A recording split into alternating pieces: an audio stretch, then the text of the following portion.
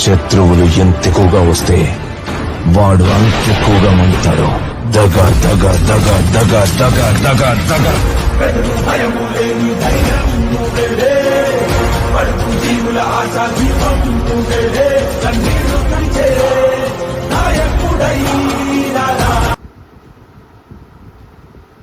ప్రేక్షకులందరికీ నమస్కారం. నేను మీ శివకుమార్ మాట్లాడుతున్నాను. ఇవాళ మనం రాయపాటి అరుణ గారి గురించి మాట్లాడుతున్నాం. దాగమగం బ్రాకెట్లో. ఎందుకంటే నేను దాగమగం అని అన్నాను. అమ్మ అరుణ గారండి, మీరు ఒకసారి అద్దంలో ఎప్పుడైనా మీ ముఖం చూసుకున్నారా? మీరు ఒకసారి చూసుకోకపోతే అద్దంలో చూసుకుంటామ్మా. మీ ముఖం ఎలాగుంటుంది అంటే దాకముఖంలా ఉంటుందమ్మా. దాకముఖం అంటే మీకు తెలుసు కదా, అప్పట్లో కూరలు వండుకుంటే నల్లగా ఉంటుంది దాకా. ఆ దాకముఖంలాగా ఉంటుంది మీ ముఖం. అర్థమైందా? మీ మూతి కూడా అదొక కొండముచ్చు మూతిలాగా ఉంటుంది. ఒకసారి చూసుకోండి మీరు, అర్థమవుతుందమ్మా. ఎందుకంటే ఈ పదాలు అన్నాను నేను. నిజంగా అలాగే ఉంటావు నువ్వేదో పెద్ద అందగత్తలా ఫీల్ అయిపోతుంటావు. అర్థమైందా? ఈమె అన్నదండి మా జగన్మోహన్ రెడ్డి గారి గురించి, వాళ్ళ ఫ్యామిలీ గురించి, వాళ్ళ ఆవిడ గురించి, వాళ్ళ పిల్లల గురించి అసభ్యకరమైన మాటలు, అసభ్యకరమైన పదజాలాలు మాట్లాడింది. అందుగురించి అనమాట ఇప్పుడు నేను మాట్లాడుతున్నది. ఈ టాపిక్ గురించి ఈమె ఎలాంటి మాటలు మాట్లాడింది, ఎలాంటి ఎదో మాటలు మాట్లాడింది, అసలు అలాంటి మాటలు మాట్లాడకూడదు, మాట్లాడవచ్చా మాట్లాడకూడదా కూడా ఈవిడికి తెలియదు. అది ఈవిడ మైండ్ సెట్. నువ్వు ఏం మాట్లాడావో, ఎలాంట ఎదో మాటలు మాట్లాడావో అది ఒకసారి ఈవిడ మాట్లాడిన మాటలు ఒకసారి ఈ వీడియో చూడండి మీరు క్లియర్గా. జగన్మోహన్ రెడ్డి గారు ఎవరికి పుట్టారు అనేటువంటి ప్రశ్న మేము అసెంబ్లీలో రానియం. జగన్మోహన్ రెడ్డి గారి పిల్లలు ఎవరికి పుట్టారనే ప్రశ్న మేము అసెంబ్లీలో రానియం. జగన్మోహన్ రెడ్డి గారికి భార్యలు ఎంతమంది ఉన్నారు, భార్య ఏతర సంబంధాలు ఎన్ని ఉన్నాయి, ఎన్ని ప్యాలెస్లు ఉన్నాయి,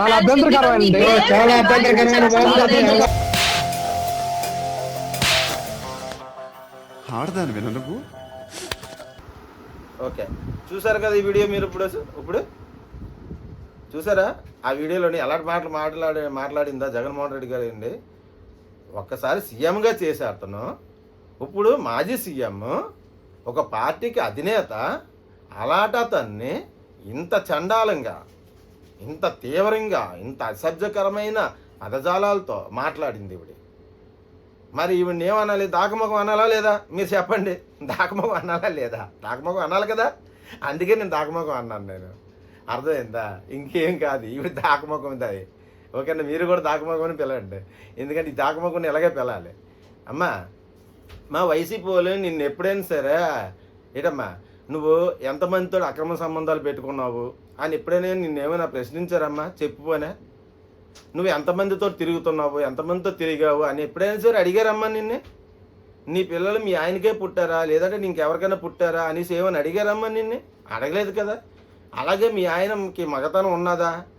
మీ ఆయనకి ఎంతమంది అక్రమ సంబంధాలు ఉన్నాయి, ఎంతమంది ఆడలతోటి సంబంధాలు ఉన్నాయి, ఎంతమందితో తిరుగుతారు అనేసి ఏమని అడిగారమ్మా వైసీపీ వాళ్ళు నిన్నే? చెప్పు. నీ పిల్లలు ఎవరితో తిరుగుతున్నారు అనేసి ఏమని అడిగారా? మేము నిన్ను నీ ఫ్యామిలీ గురించి కానీ నీ గురించి కానీ ఏం అడగలేనప్పుడు మా జగన్మోహన్ రెడ్డి గారి గురించి, ఫ్యామిలీ గురించి మాట్లాడవలసిన అర్హత నీకుందమ్మా? అసలు నీ బతికే అంత, నువ్వెంత, నీ స్థాయి ఎంత చెప్పు. మా జగన్మోహన్ రెడ్డి గారి కాలు గోరుకు కూడా మీ పవన్ కళ్యాణ్ గారు పనిచేయరు.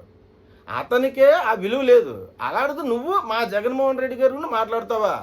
పిచ్చి పిచ్చి అసలు వేయకు నువ్వు, చెప్తున్నాను నీకు. అర్థమవుతుందా? ఇంకెప్పుడు కూడా ఇలాంటి మాటలు ఆడుకో. ఈసారికి కాబట్టి నిన్ను వదులుతున్నావు. అర్థమవుతుందా? ఇంకోసారి కానీ ఇలాంటి మాటలు మాట్లాడేవనుకో, నువ్వు మాట్లాడి వీడియో క్లిప్పింగ్స్ సేవ్ చేసుకొని ఆ వీడియోని బేస్ చేసుకొని ఎవిడెన్స్ కింద నీ మీద కేసు ఫైల్ చేస్తాం కంపల్సరీగా.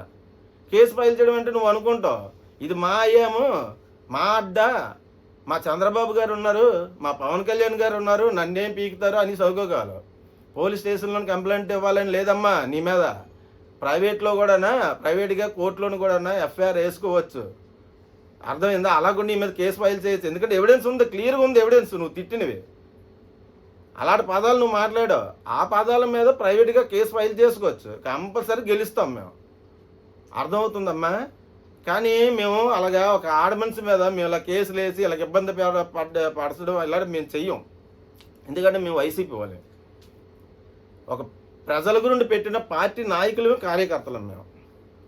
అర్థమవుతుందమ్మా? ఇంకెప్పుడు కూడా జగన్మోహన్ రెడ్డి గురించి కానీ వాళ్ళ మిస్సెస్ గురించి కానీ వాళ్ళ పిల్లల గురించి కానీ అసభ్యకరమైన మాటలు మాట్లాడావా నీకు మాత్రం చాలా దారుణంగా ఉంటుంది.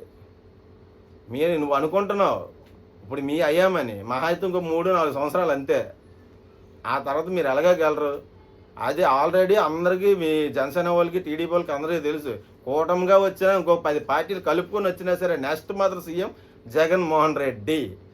అది బాగా గుర్తుంచుకోండి, మీ జనసేన వాళ్ళు కానీ టీడీపీ వాళ్ళు కానీ. అర్థమవుతుందమ్మా? అలాగే మొన్న మేము 14 సంవత్సరాల ఆవిర్భావం కార్యక్రమం ఒకటి మేము జరుపుకుంటే ఒక మీడియాతో నిన్ను ఒక క్వశ్చన్ వేసాడు, ఈ కార్యక్రమం గురించి ఏం చెప్తావమ్మా అనేసి. అంటే నువ్వు అన్నావు ఏం తెలియని ఎర్రి గుర్రు పప్పలాగా నువ్వు అన్నావు. ఏమన్నావు? కార్యక్రమమా? ఇదొకటి ఉందేటి ఈ కార్యక్రమంకి? ఎవరి పార్టీ, ఎవరు తీసుకున్నారు, ఎవరు చెప్తున్నారు, ఎవరు ఈ కార్యక్రమం చేస్తున్నారు అనేసి అన్నావు నువ్వు.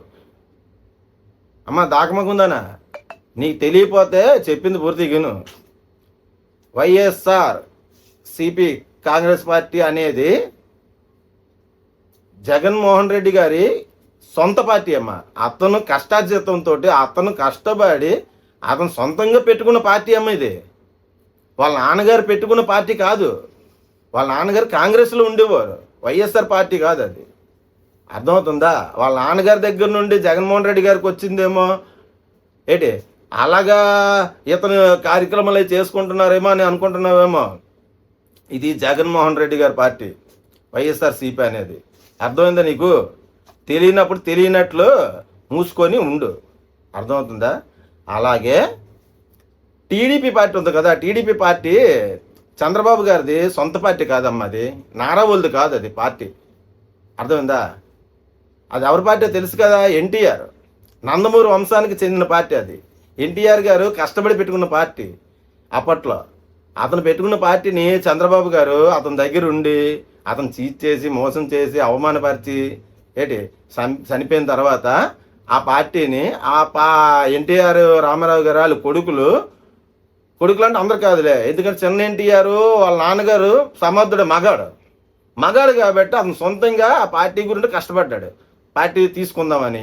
అదే బాలకృష్ణ వాళ్ళ అన్నయ్యతోటి కలిసి కోర్టులో ఫైట్ చేసి ఆ పార్టీని సంపాదించుకొని ఉంటే, ఒకవేళ చంద్రబాబుకి ఒక పార్టీ అనేది ఉంటుందా? పార్టీ అనేది ఉండదు కదా. అప్పుడు నారావాళి పార్టీ అవుతుంది, నారావాళిది అవ్వదు కదా, నందమూరి వాళ్ళదే కదా. ఇప్పటికైనా సరే నందమూరి వంశానికి చెందిన పార్టీ అది. అర్థమవుతుందా? మీ చంద్రబాబు ఆ టీడీపీ పార్టీని లాక్కున్నాడు. ఇప్పటికీ కూడా చంద్రబాబుకి సొంత పార్టీ అనేది లేదు. ఇప్పటికి కూడా ఎన్టీఆర్ పార్టీ అనేది ఎప్పటికైనా సరే నందమూరి వంశానికి చెందిన పార్టీ. అది ఎప్పటికైనా చిన్న ఎన్టీఆర్కే వెళ్తుంది అది పార్టీ. అర్థమైందమ్మా?